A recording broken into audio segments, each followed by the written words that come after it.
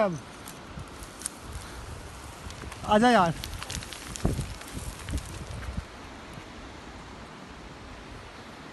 इस तरफ चले, इस तरफ मामू जी, इस तरफ राइट राइट राइट। वहां जाएंगे, मैं कहता हूँ यहाँ से ऐसे जाएं,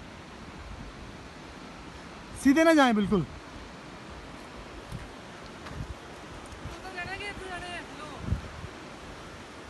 आगे बाजा यार, वाकिफ भाई आगे बार शॉर्टकट रास्ता इस्तेमाल कर रहे हैं वो आगे से, और मामू इधर से जा रहे हैं वो ऊपर। आकिब यार बहुत लंबा सफर उधर हो।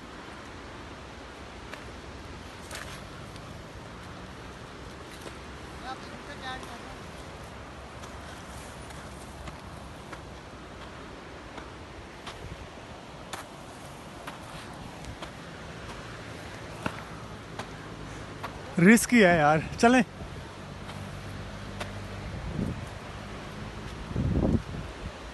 हाँ मुझे सीधा नहीं जाना,